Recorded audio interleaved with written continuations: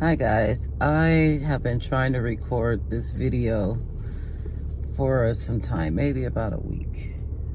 I don't know, maybe not that long. It's just my days are so the same. They all look the same. They all feel the same.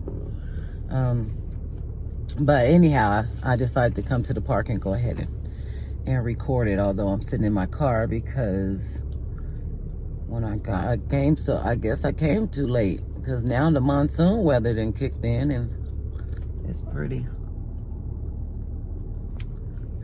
dusty out there, you know. But anyway, I got this message the other morning when I was reminded of the poor dragonfly is like fighting the wind. It's just, but he getting it. Anyway, sorry about that.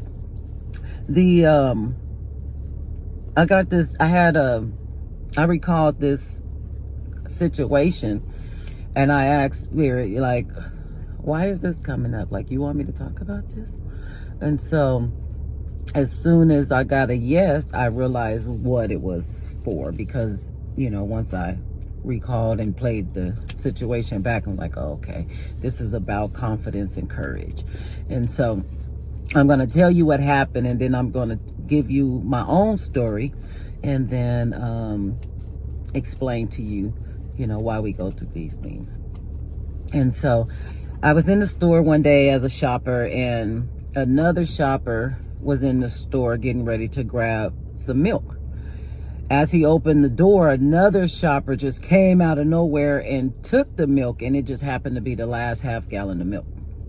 So the first shopper, who originally opened the door and got there first, said, was getting ready to say, hey, that was my, and then the second shopper just jumped on it, like just got verbally abusive with him, and he bowed all the way down, like all the way down. And I wanted to say something, but, you know, I always tell people, you know, if it's not your business, if it didn't come to your door, it's not your business. You know, you don't need to join into affairs. Now, speaking to the guy after the fact, it's one thing.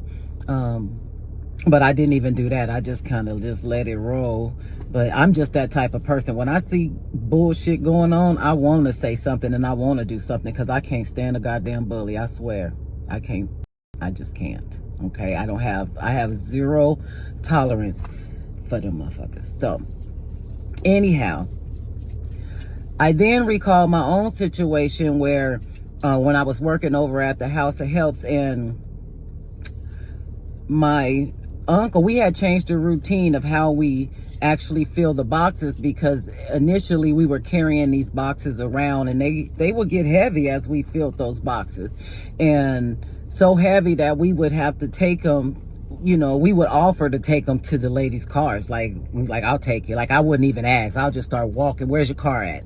And I'll just start walking these boxes to the older women's cars and men.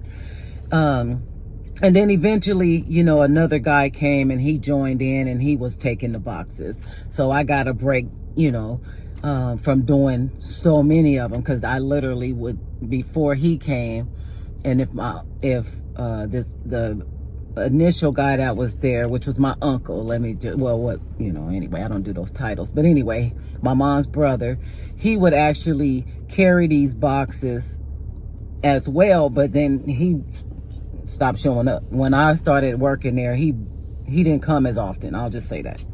Like, he just didn't come as often anymore. And it was fine. You know, it was like, it was fine, because I actually enjoyed doing it, but after a while, it got to be just overbearing. Like, it just got to be overbearing after a while, you know. But I still did it because I loved doing it.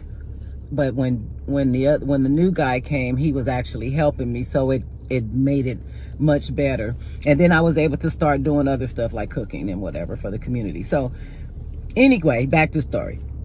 So he came in one day, and it was like maybe 3 weeks after we had already started the new routine. Like, we were actually taking the boxes to or sitting the boxes and the crates on a chair and filling the boxes there. Like we just go to the tables, grab the stuff, and put the stuff in the boxes. Well, he came in and he just started in with the old routine. He picked up a crate and it was fine.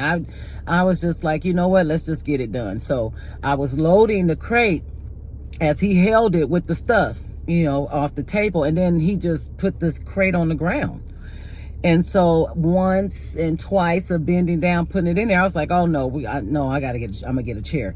So as soon as I said I'm gonna grab a chair, I'm not getting ready to bend over like that. He says, well, you should be grateful you can bend. Well, yes, I can be grateful that I can bend, and I am grateful that I can bend. But in this matter, I don't have to bend. You know, if you don't have to do something, why do it? Why do it? I mean, it don't make sense. But anyway, over time, there became more altercations between him and I. And each time it was more, I'll say more aggressive. You know, like it was more aggressive. Because by the last time he was in my face and I was in his face. So I say all that to say this. We go through these scenarios. Well, I had written down in my book, I had written that I am confident, you know, during certain times of the year or months or whatever, or certain weeks of the year, I actually will write down my intentions. And so in that intention writing, there was, I wanted to build my confidence and courage so I can be who I am now.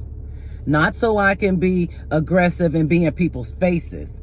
Like, I didn't want that. I didn't want to have confrontation like that, but I'll show up if I need to. But I didn't want it for that. I wanted to be able to speak, to say what I need to say, to own my voice again, and not be scared to say what I need to say, you know, and not back down and be like, oh, forget it, I'm not going to say anything or whatever because I don't want an argument. But now I don't even care. Like, if you want to argue with yourself, because I'm not here for that. I'm here to give the lessons that I've learned through these experiences, and that's absolutely it. What God has given to me, I give it out, and that's all. So, but I say all that to say is these situations were the situations that grew me. It was the situations that actually put me into the circumstances that built my courage and also my confidence. And so once I understood who I was, who I am, and the power that I hold, no one could take my voice away. No one could make me back down. Like, especially a bully. Like, that ain't happening ever. And so that was the message.